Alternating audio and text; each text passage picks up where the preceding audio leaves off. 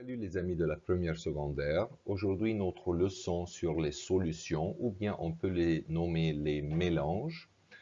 On va voir ensemble plusieurs genres de mélanges aujourd'hui, les solutions, les colloïdes et les suspensions.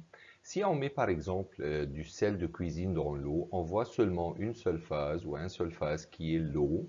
Aussi, si, comme dans la figure là, si on met du chlorure de cobalt 2 dans l'eau, on va trouver une seule phase qui est de la couleur rouge clair, qui est aussi, on ne peut pas voir d'autre chose là, alors c'est une solution. Si on va pour cette figure où on met de l'huile dans l'eau, on va voir là deux phases différentes qui est l'huile de densité moins que l'eau qui flotte à la surface de l'eau car ils sont deux matières immiscibles. Et aussi, il y a d'autres genres de mélanges, comme le lait, où on ne peut pas voir deux phases, mais en même temps, on ne peut pas dire que ce sont des solutions, c'est-à-dire, si on regarde sous le microscope, on va trouver des particules qui sont différentes de l'eau. Alors qu'on commence maintenant par les solutions. Les solutions sont un mélange homogène de deux matières ou plus, c'est-à-dire si on met plusieurs matières ensemble, on voit seulement une seule phase, on ne voit pas plusieurs choses, on voit seulement une seule chose, c'est-à-dire un mélange homogène de deux matières ou plus. Il y a plusieurs genres de solutions comme on voit là. Ça peut être une solution gazeuse qui est formée seulement des gaz. Aussi, il y a des solutions liquides. Aussi, il y a des solutions solides ou parfois on les nomme des alliages comme là, si ce sont des solides dans des solides.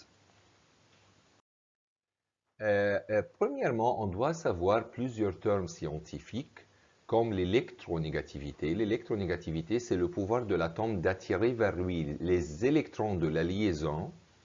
Il y a des liaisons polaires, c'est-à-dire si la différence d'électronégativité est plus que 0,4, comme on va voir en deuxième secondaire l'année prochaine, l'atome le plus électronégatif, il y aura une charge partielle négative et l'autre,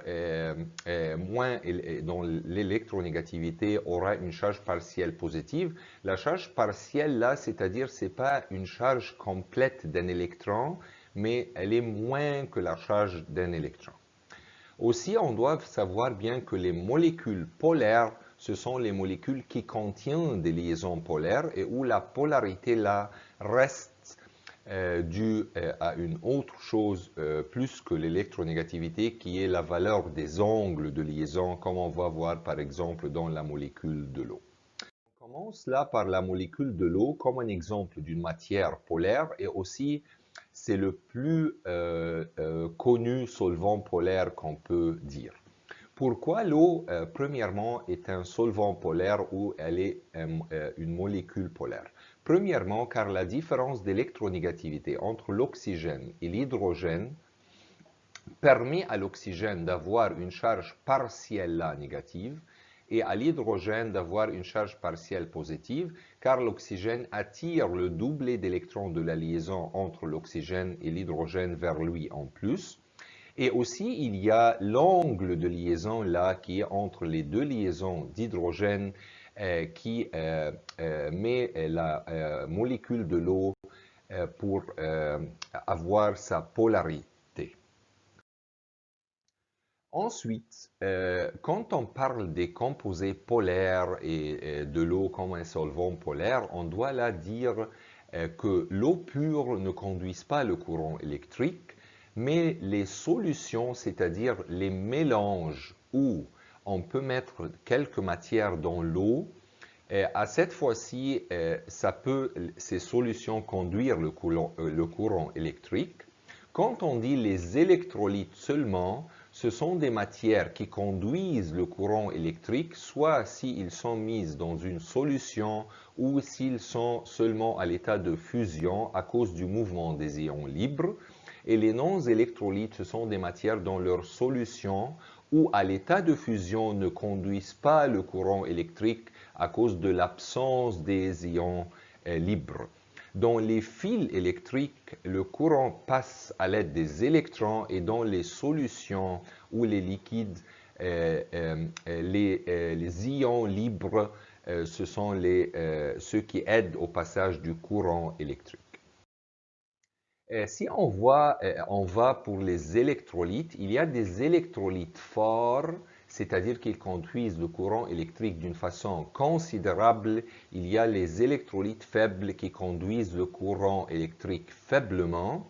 Pour qu'on ait un électrolyte fort, ce sont les composés ioniques ou les composés covalents polaires. Les composés ioniques sont comme le chlorure de sodium et l'hydroxyde de sodium qui s'ionisent complètement, donner tous les ions qu'ils ont, c'est-à-dire par exemple le NaCl, si on le met dans l'eau, il donne des ions de Na positive et du chlorure, c'est-à-dire Cl négative. Toute la quantité se dissocie, et aussi pour le NaOH. Aussi, les composés covalents polaires comme l'acide fort qui est le HCl, ils s'ionisent complètement dans l'eau, donnant tous les ions qui est.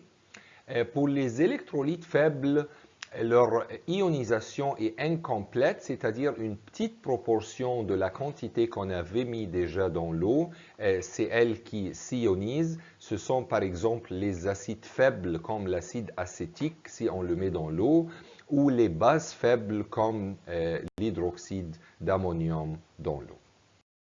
À la fin, c'était notre leçon pour aujourd'hui. Merci, bonne chance et